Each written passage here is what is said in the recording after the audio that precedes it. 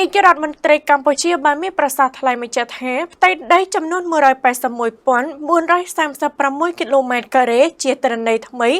ដែលត្រូវបានវាស់វែងដោយប្រព័ន្ធបច្ចេកទេសច្បាស់លាស់កាលពីឆ្នាំ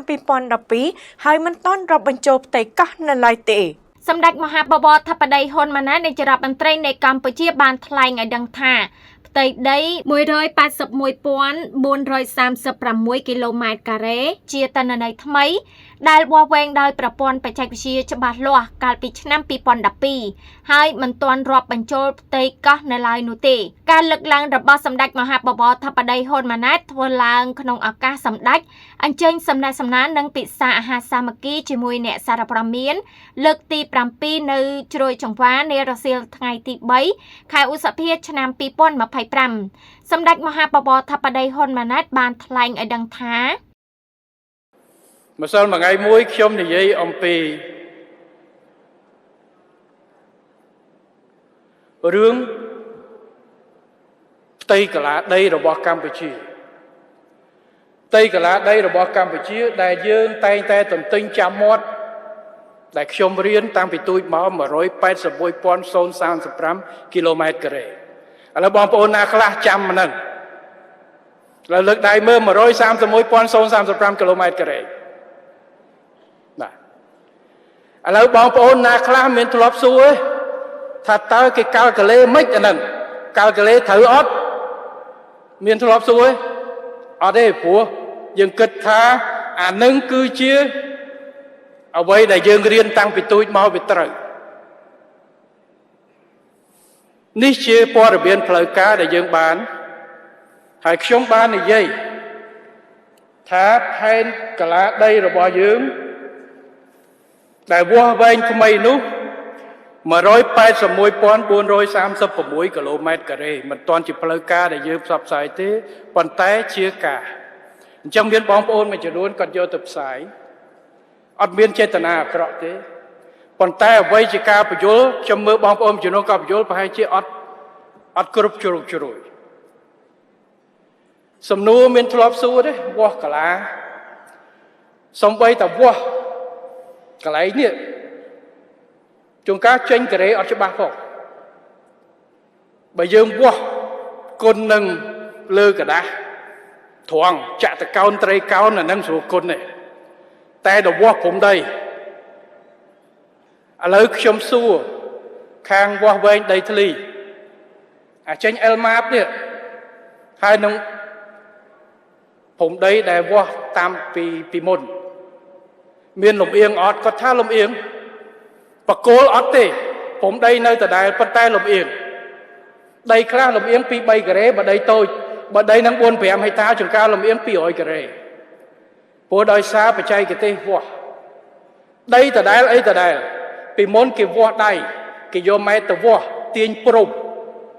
ហើយយកកាល់កាឡេជាបិចគុណលេខបូកជែកទៅវាចេញដល់ឥឡូវបច្ចេកវិទ្យាគេយកម៉ាស៊ីនវាស់ចេញជាមាន GPS តែម្ដងដល់ដាក់ទៅការ៉េវាខុសខ្ញុំសួរថាវាស់ដី 5 ហិកតាអាចខុសគ្នាប្រហែលគាត់ថាកន្លែងខ្លះខុសគ្នាដល់រាប់រយម៉ែត្រការ៉េបើដីនឹងកាន់តែធំចូល 100 ហិកតាវាស់អាចចូលគ្រប់លំអៀងគ្នាចូល 1000 ម៉ែត្រការ៉េតែព្រំដីនៅលើដីអត់ខុសទេម្ចាស់គេអត់តវ៉ាដោយសារបច្ចេកវិទ្យាថ្មីគេទុកចិត្តហើយខ្ញុំសួរថាបងប្អូនតវ៉ាអត់គាត់ថាគាត់ទុកចិត្តម៉ាស៊ីនជាងទុកចិត្តវាស់ដៃអញ្ចឹងបានមិនសូវតវ៉ាមើលនៅលើប្លង់អិលម៉ារបស់យើងកន្លែងខ្លះរួមកន្លែងខ្លះលើតែព្រំដីលើដីអត់ខុសទេតែដោយសារកាលមុនយើងយកម៉ែត្រវាស់អត់មានឥឡូវគេបាញ់ឡាស៊ែរគេអីមាន GPS ហើយវាស្មើគ្នាតែម្ដងគុណចែកទៅត្រូវរឿងផ្ទៃដីកាឡាប្រទេសរបស់យើងខ្ញុំសូមជំរាបចេះមានសួរទេអ្នកខ្លះគេយកទៅចំអកថាខ្ញុំភូតអ្នកខ្លះគេថាបណ្ដែប្រទេសជិតខាងល្វងឲ្យដីយើង 400 គីឡូម៉ែត្រការ៉េ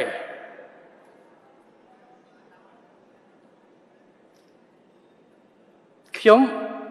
បានបញ្ជាក់ថ្ងៃនោះដែរប្រហែលជាបញ្ជាក់មិនគ្រប់រឿងគឺលំអៀងនៃការកណនាហើយរូបមន្តនេះមិនមែនតែប្រទេសខ្មែរទេប្រទេស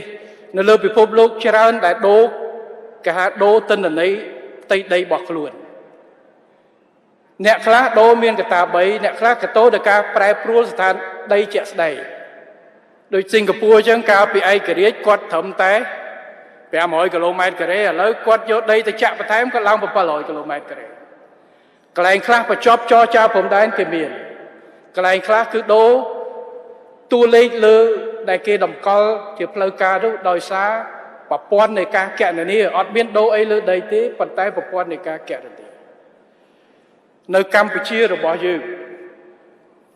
181,035គីឡូម៉ែត្រការ៉េ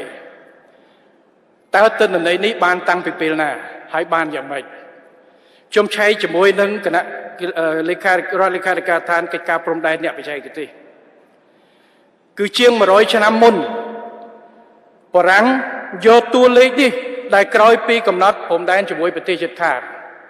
ហើយកំណត់ព្រំដែននេះអត់ទាំងអស់ទៀត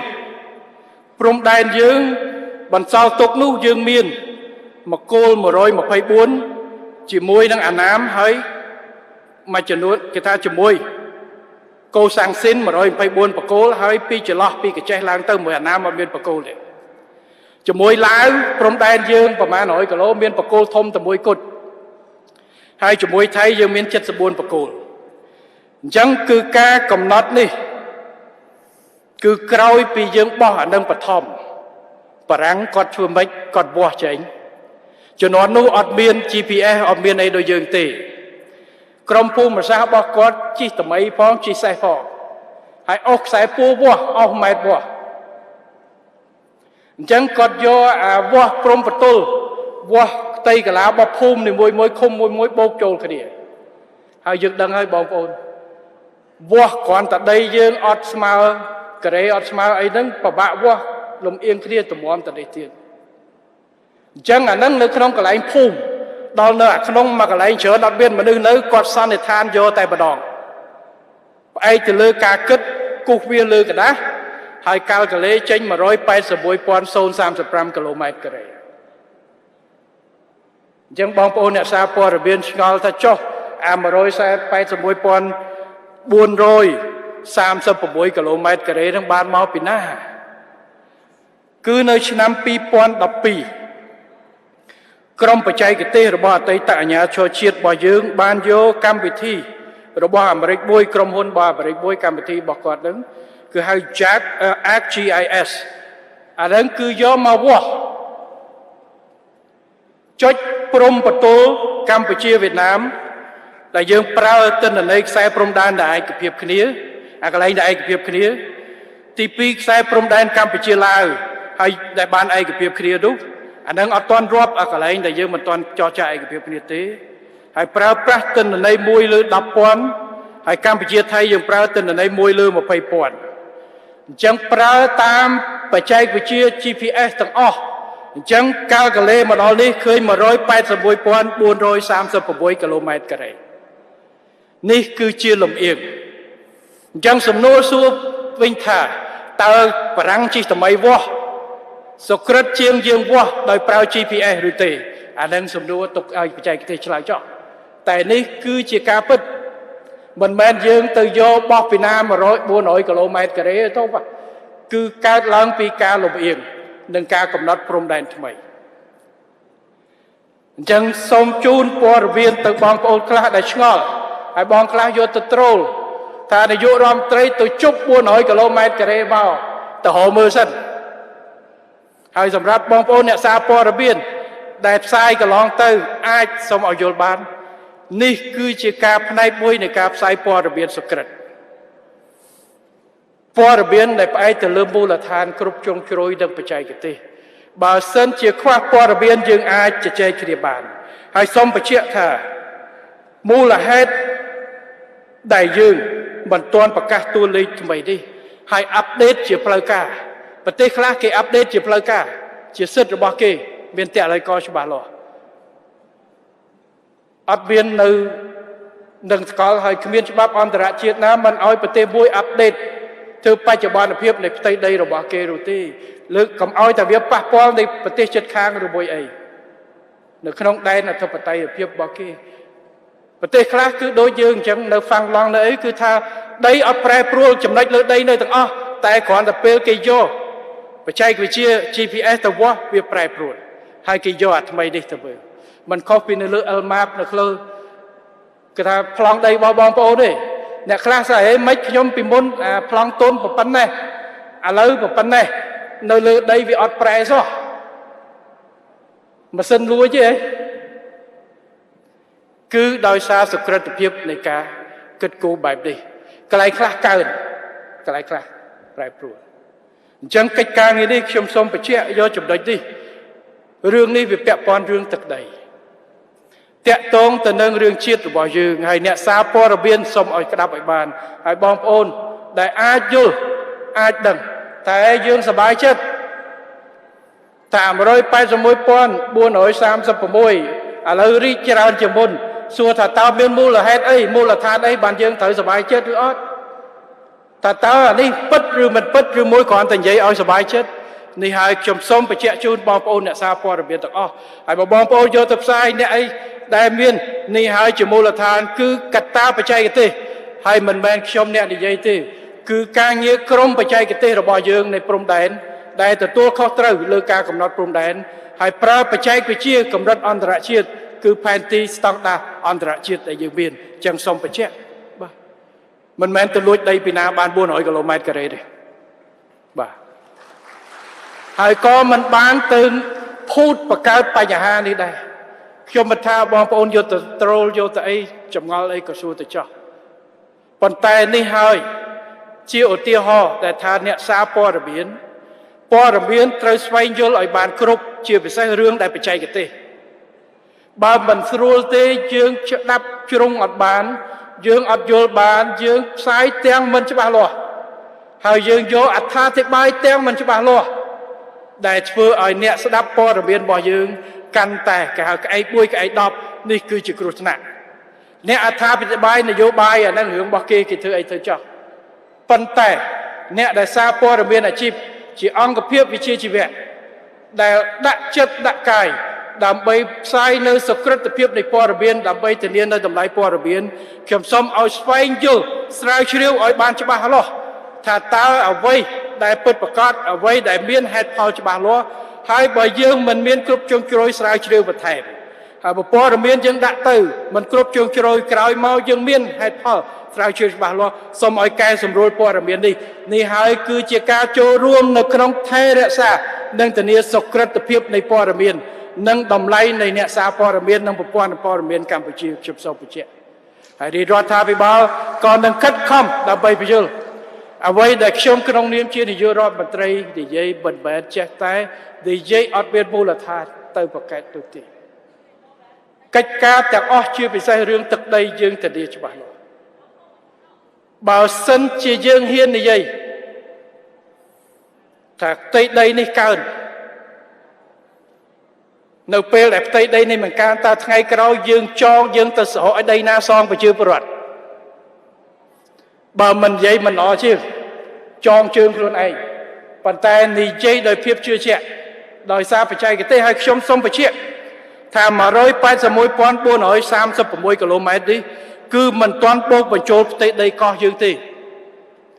នៅដែនសមុទ្រនោះទេយើងមានកោះទាំងតូចទាំងធំ71កោះទៀតទិន្នន័យនេះយើងមិនទាន់បញ្ចូលទេ181,436 គីឡូម៉ែត្រការ៉េនេះ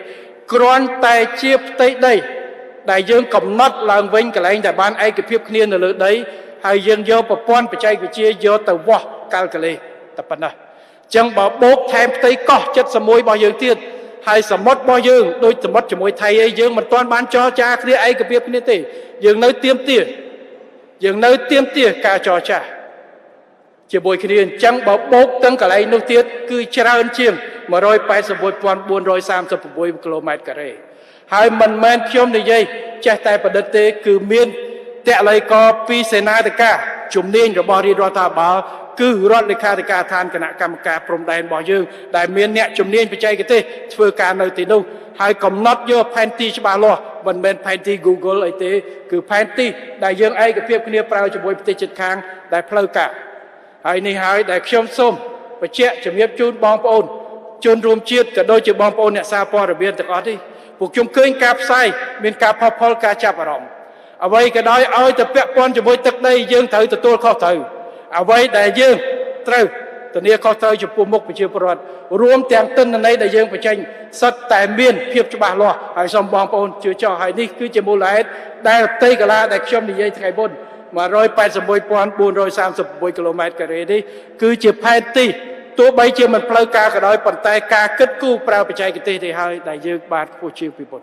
បាទនេះគឺសូមបញ្ជាក់ប៉ុណ្ណេះបាទអញ្ចឹងបើខ្លាចបាត់អត់បាត់ទេមានតែកើត